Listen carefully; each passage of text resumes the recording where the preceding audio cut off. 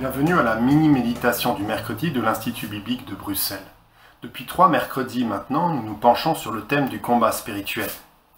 Aujourd'hui, je vous propose de nous arrêter ensemble sur le texte sans doute le plus clair du Nouveau Testament à ce sujet, Éphésiens 6, versets 10 à 20.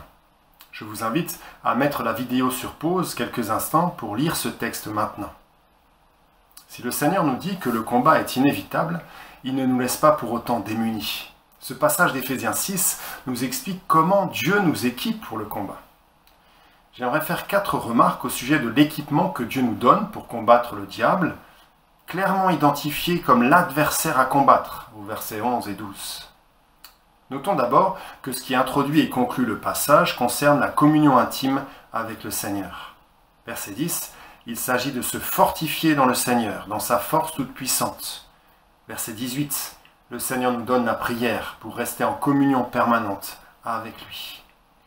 S'adresser à Dieu à chaque instant de notre combat, c'est avoir conscience que nous sommes 100% dépendants de lui. Et si nous ne savons que dire, parce que nous sommes trop abattus, reprenons chaque jour à notre compte les paroles d'un psaume. Deuxièmement, Dieu nous équipe de son Saint-Esprit. Verset 17, l'épée de l'Esprit, c'est la parole de Dieu qu'il a lui-même inspirée. Verset 18, c'est aussi le Saint-Esprit qui nous aide à persévérer dans la prière pendant le combat. Comme Paul le dit ailleurs dans la lettre, le Saint-Esprit est le sceau de Dieu sur notre vie, signifiant que nous lui appartenons, que notre héritage est garanti. Il est aussi celui qui nous fortifie intérieurement dans la foi. Ensuite, Dieu nous équipe par l'évangile de Jésus-Christ. Il est frappant de constater que chaque élément de l'armure décrite dans les versets 13 à 17 a un lien de près ou de loin avec l'évangile que nous avons rappelé lors de la première MMM de cette série. La vérité de l'évangile, la justice de Christ qui nous est imputée, les chaussures qui représentent le zèle pour annoncer l'évangile de paix, la foi comme confiance dans ce qui nous est acquis en Christ, le salut, tous ces mots renvoient à l'évangile de Jésus-Christ.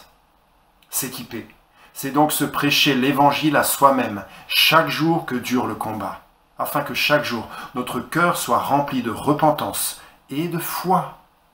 Enfin, Dieu nous équipe en nous donnant les frères et sœurs dans l'Église. Dans Éphésiens 6, Paul a en tête l'équipement du soldat romain.